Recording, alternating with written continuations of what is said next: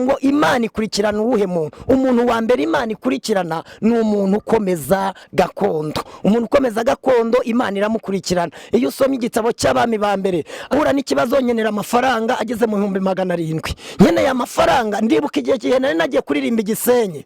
Ndi kuririmba indirimbo ngivuga ngo genda uri Imana uratabara. Umumama umwe ava imbere mu Kristo, aza imbere arangije akijambo avuga ati shingi uburyo umwana abyina n'aka kaguru kiwe. Donati TV. Mbanje kubasuhuza mwese abakurikiye channel ya Donati TV. Aho muherereye hose dushoje abanyarwanda mwese, Imana yo mu ijuru ibahereza umugisha. Dushoje abantu bari muri Aziya, Amerika ndetse n'Uburaya, mwese tubifurije amahoro y'Imana.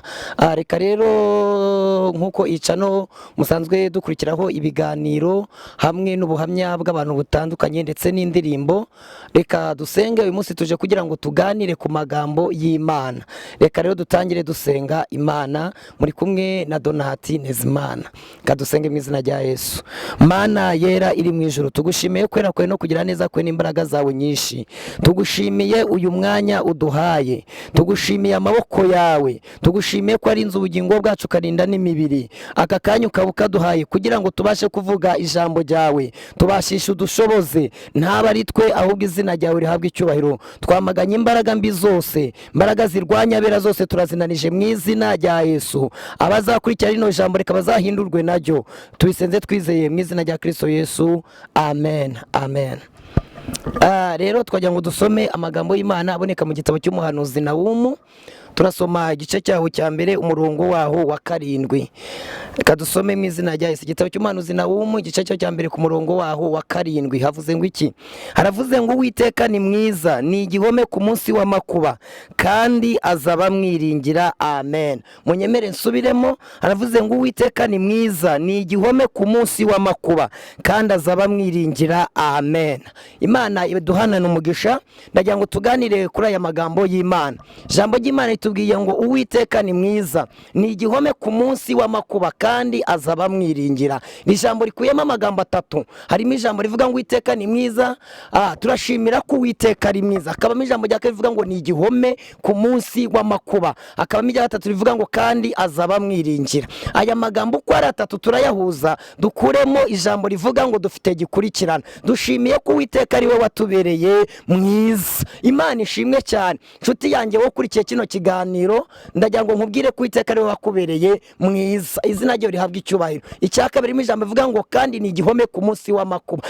Hari uburyo Imana yatubereyemo igihome ku munsi w'amakuba. Cyagihe umwana atakanyina nabashe kumwumva, Uwiteka yatubereye igihome. Turakuramo ijambo rivuga ngo dufite gikurikirana. Turashimira ko nta wundi muntu udukurikirana usibye Yesu wenyine. Adukurikirana ku manywa, akadukurikirana na nijoro. Abantu badahari, Imana ibihari. Imana ishimwe cyane. Ndagira mbabwire ijya gatatu ryatubwiye ngo kandi azaba mwiringira. Ndagira mbabwire bamwe bajya biringira amagare n'amafarashi, ariko twebweho twiringiye Imana yacu. Muri mbye navuze ngo izirukana Satani, izategeka isi yose, ngo nimucogore gusenga kugeza ubwo Yesu azaza. Imana ishimwe cyane. Ndagira mbabwire wowe wa mumama we, nta wundi muntu wagukurikiranye usibye Imana yonyine igukurikirana. Wowe ugiye wagiye kubyara yaragukurikiranye. Imana ishimwe. Dufite gikurikirana. Imana ishimwe. None twavuga ngo Imana ikurikirana uwuhe muntu? Umuntu wa mbere Imana ikurikirana ni umuntu ukomeza gakondo.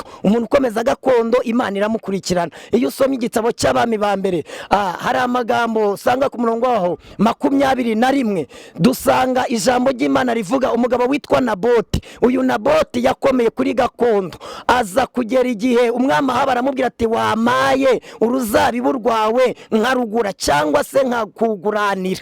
Naboti arangije abwira umwami Ahabu, aramubwira ngo biragatsindwa n'Uwiteka kuguha gakondo y'abasogokuruza. Reka rero mbabwire nshuti z'umusaraba, uyu Naboti arinda apfa akomeye kuri gakondo. Umwami Ahabu ngo yatahanye umubabaro, ageze mu rugo ngo araryama. Aryamye umugore we Yezebeli araza aramubwira ati mutware wanjye ni iki cyaguteye umubabaro unganuka? Arangije aramubwira ati natse Naboti uruzabibu, arangije ararunyima, arambwira ngo biragatsindwa n'Uwiteka kuma gakondo y'abasogokuruza. Ariko ngo Yezebeli abwira umutware amubwira ngo byuka urya ushira umubabaro, ndaje nkwereke nitwa Yezebeli. Bibiliya avuga ngo bashaka abagabo babiri b'ibigoryi, ngo baraza bashinja Naboti ibinyoma, ngo yatutse Imana tukana umwami, ngo bamujyana inyuma y'umurwa, ngo bamutera amabuye Naboti baramwica. Ariko Naboti apfa akomeye kuri gakondo. Umuntu iyo yakomeje gakondo Imana iramukurikirana. Iyo umuntu akomeje kuba umukristo nyamukristo, Imana iramukurikirana. Dushimiye Imana ko dufite gikurikirana. Nta wundi udukurikirana usibye Yesu wenyine. Adukurikirana ku manywa, akadukurikirana na nijoro, adukurikirana abantu bahari batanahari. Imana yo mu ijuru ihabwa icyubahiro. Ikindi, uyu Naboti akimara gupfa, Imana yashanze umuhanuzi Eliya, iramubwira ati Eliya, genda ubwire umwami Ahabu, umubwire ko imbwa zarigatiye amaraso ya Naboti ariho zizarigatira amaraso ye. Ndagira ngo mbabwire shuti mukurikiye kino kiganiro, komeza uba umukristo nyamukristo.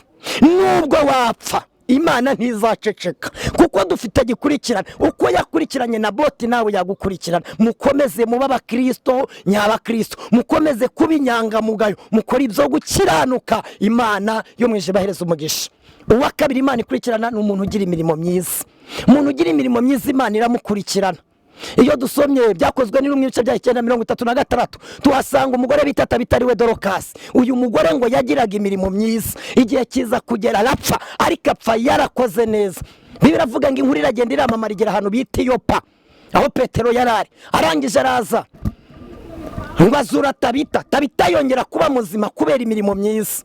Ndagira ngo nibutse abantu, hari abantu bagiye bagira neza, mbibutse ko ineza mwagize ntabwo Imana ijya yibagirwa. Bibiliya avuga ngo ni Imana idakiranirwa ngo yibagirwe imirimo. Iby'Imana yavuze no kubikora irabikora, kuko si umwana w'umuntu ngo ibeshye, si n'umwana w'umuntu ngo yicuze. Ndagira ngo mumurize abantu, iby'Imana yavuganye nawe no kubikora izabikora. Imana ishimwe. Ikindi, turi ku ijambo rivuga ngo dufite gikurikirana, niyo ntego turiho. Dushima Imana ko idukurikirana. Yakurikiranye uyu mugore, yaragize neza. Mumurize abantu, mbwire abantu bankurikiye, murusheho kugira neza. Nubwo ari abantu bagire neza bakakwitura inabi, ariko we ko utitaye ku bantu, ahubwo ukore umeze nk'uri gukora isi nk'uyivamo, kora ijuru nk'uritahamo. Ibyo ukora ubikora uvuga ngo Uwiteka niwe nkorera. Imana ishimwe. Ikindi, ndibutse igihe kimwe ari igihe nigeze nanjye kugira imirimo myiza. Abankurikiye mfite ubumuga, namugaye 2001, mugajwe n'uburozi, nkuruza ikibuno imyaka 2 yose ngendera hasi. Ege nzabaho ubuhamya muri imyaka 2 nkuruza hasi ikibuno. Igihe cyaje kujyanza kubona umuzungu wo kujya amfasha mu byo bwo kwivuza, yanjyanyirira imanjyana igatagara biranga, njyana muri CHK biranga, banyohereza igahini biranga, banyohereza iririma biranga, ahantu hose byaranze. Ariko najya mbabwira ibintu byanze ku Mana bijya bishoboka.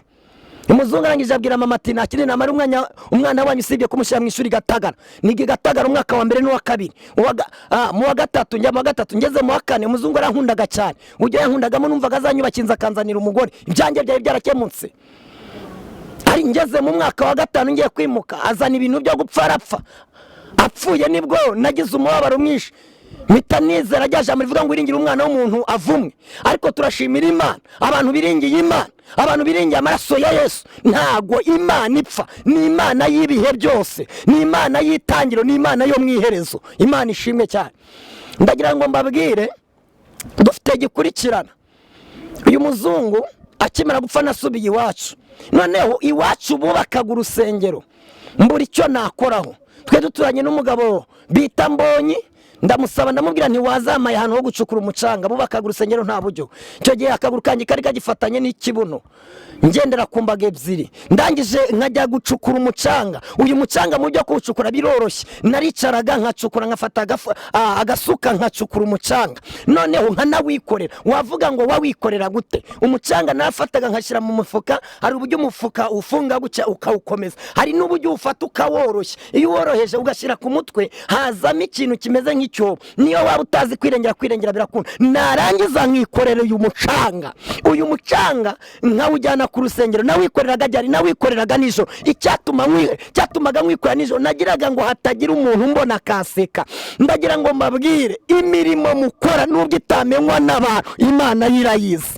none ndangiza kwikoreye umucanga nta muntu umenya ko ari njye wawikoreye, ntihagira n'umuntu ushima kuko nta wayigeza mbona, n'Imana yambonye niyigeze imbwira ngo urakoze. Ariko reka mbabwire imirimo dukora iyo mirimo niyo izaduherekeza, kandi reka mbabwire Imana izirikana imirimo wakoze. Bantu bashobora kubajya neza bakabyibagirwa, ariko Imana yo ntago yigeze yibagirwa. Imana ntago ikiranirwa ngo yibagirwe imirimo nshuti yanjye. Imana ishimwe cyane. Ikindi naje guhura n'ikibazo nyenera amafaranga ageze mu 700. Nyeneye amafaranga, ndibuka igihe gihe nari nagiye kuririmba Igisenyi, ndi kuririmba indirimbo ngivuga ngo genda uri Imana uratabara. Umumama umwe ava imbere mu Kristo aza imbere, arangije akijambo avuga ati shingi uburyo umwana abyina n'aka kaguru kiwe, muhaye 700. Ndashimira Imana yibutse imirimo nakoze, uburyo nikoreye umucanga. Imana yo mu ijuru ihabwa icubahiro. Ndajya mbabwire dufite gikurikirana. Nabwiraga abantu bakora imirimo mwicogora ngo mucogozwe n'icamugongo. Nshobora kutabivuga mu buryo bwiza ubasha kubwumvamo, ariko komeza ukorera Imana. Imana iribuka, ntabwo Imana yibagirwa, izina ryayo rihabwa icyubahiro. Uwa gatatu Imana ikurikirana, tugere ku musozo. Uwa gatatu Imana ikurikirana ni umuntu ufata icyemezo cyiza kandi kidakuka. Uyu mugabo bitoriye yafashe icyemezo cyiza kidakuka, ajya gushaka umwami Ahabu. Aramubwira ati ngewe imvura ndayihagaritse bitewe n'icyo Abisiraheli bari baravuye ku Mana, bakora ibyangwa n'amaso y'Imana baribagiwe, bageraho basambanira no mwihe bagibonaniro. Eliya aravuga ati nanjye ngiye kuzahaguruka ngende nongere ngaragaza Imana ya Isiraheli, abantu bongere bangarukire. Imana ishimwe. Eliya aragenda ashaka umwami Ahabu, aramubwira tumva mwami Ahabu, icyari kinzanye nje kukubwira ko ngewe ari imvura nayihagaritse, imara imyaka 3 n'amezi 6 izagwa igihe ngewe Eliya nzabishakira. Imvura irahagarara. Eliya yafashe icyemezo cyiza kandi kidakuka. Intego afite niyo kongera kugaragariza Abisiraheli Imana kwigikora. Mbabwira nshuti z'umusara, nubwo abantu baba baribagiwe, Imana iracyakora imirimo, iracyakora ibitangaza. Uko yareje n'uyu munsi nikwiri ntago igihinduka. Uyu Eliya, iyo ni inshuro ya mbere imvura yarahagaze, ngo ahungira ku kagezi bita Kireti, ibikona bikajya bimuzanira umutsima. Hari icyazanaga umutsima, hari n'icyazanaga inyama, akanywa amazi yo kuri ako kagezi. Imana ishimwe. Mbabwira igikona ubundi kigira amabara abiri, kigira ibara ry'umweru n'iry'umukara. Bivuze iki? Bivuga ngo Imana ikoresha abeza, igakoresha n'ababi, yakoresha abakristo n'abapagani, yakoresha ababyemera n'abatabyemera. Imana ikora uko ishaka, ntawe uyibaza ngo ibyo urimo ni ibiki. Imana ishimwe cyane. Eliya ajya ako kagezi ngo karakama, Imana imwohereza ku mupfakazi. Yasanze ngo umupfakazi atoragura udukwi 2. Utu dukwi 2 ngo yarangiza akajya guteka agafera asigaranye, ngo n'umwana we bakakavuga agatsima, barangiza bakakarya bakipfira. Ariko kuko ari Imana imwohereje ku mupfakazi ngo amutunge. Imana ishimwe cyane. Ako kanya Eliya agatsima ngabwira uwo mupfakazi, amubwira ati kavuga ukame nkari. Eliya arakarya n'umwana arahareba. Kuva uwo munsi umugisha w'Imana ugaragara muri urwo rugo, ifu ntiyongeye kubura muri urwo rugo. Kindi iyo wagize ishyaka ry'umurimo, ishyaka ryiza ry'umurimo w'Imana, Imana iragushigikira nshuti yanjye. Ikindi Eliya ngo arazamuka ajya gushaka umwami Ahabu, aramubwira ati none utumira abahanuzi ba Bali n'Abashera duhurire ku musozi Karumeli. Imana irasubirisha umuriro, iyo niyo Mana nyamana. Abantu bazamuka ku musozi Karumeli bagiye kureba Imana nyama, ariko intego iri muri we ni ukugaragaza nanone Imana ya Isiraheli. Dukeneye umuntu umwe, the Messiah bin sinyinza jone nekatashaya mazawererende. Dukeneye umuntu wongera akagaragaza izina ry'Imana rikamamara. Uko Imana yakoraga kera na n'uyu munsi niko igikora. Abantu bibagiwe imihamagaro yabo, ariko mwongeye mugaruke mu muhamagaro nshuti zanjye. Ikindi ngo abahanuzi ba Bali nibo babanje n'Abashera, arabareka. Arangije ngo baratamba ibitambo, ngo bigeze ku gicamunsi nihuta cyane, izo nkuru murazizi. Arangije abigizayo, akimara kubigizayo ngo asana igicaniro, bivuga kwatura cyangwa se kwihana. ngo akimara gusana igicaniro, Imana ishimwe cyane, arahamagara ati Mana y'Isaka na Yakobo, bigaragare ko ari wowe Mana. Imana ishimwe, Imana ihimbazwe. Umuriro ngo uva mu ijuru uraza utwika igitambo n'amabuye n'amazi byari aho ngaho. Izina ry'Imana rihabwa icyubahiro. Kugira gufata icyemezo cyiza kandi kidakuka. Kadusoze tuzongera tuganire, ariko ndabwira abantu nimufate icyemezo cyiza kidakuka. Abakoraga ibyaha mu bireke, abasambanaga mu bireke, abangaga bene se babireke, abakoraga ibyaha bitandukanye babireke, mwakire Kristo nk'umwami n'umukiza mu buzima bwanyu. Abantu baretse Imana, ariko reka mbabwire, ubwo buntu mwahawe mwirinde kubupfusha ubusa. Nababwiraga ngo dufite gikurikirana. Wowe wagiye kubyara, ndagira nkubwire ni Yesu wagukurikiranye. Umugabo wawe ashobora kuba ataranaguherekeje, yarashatse mama wakubyaye ngo aguherekeze cyangwa agashaka undi mugore ngo aguherekeze, ariko Yesu we yaraguherekeje. Murinda nubwo wagira amahirwe umugabo akaguherekeza, agarukira ku muryango. Ariko data wa twese yaraguherekeje, Yesu araguherekeza, mugenda mugera n'ahandi sindajyayo, ariko yaragukurikiranye. Urinda ucyura umwana muzima, wibuke ko ari Yesu wagukurikiranye. Ujya kubona ko kazi ni Yesu wagukurikiranye. Imana ishimwe. Rero ndagira mbabwire, Yesu aracyadukurikirana ku bantu bamwiringiye ndetse n'abatamwiringiye, abakurikirana kugira ngo ejo yenda arebe ko mwahinduka. Reka tugere ku musozo dusenga. Twe turi ku ijambo rivuga ngo dufite gikurikirana.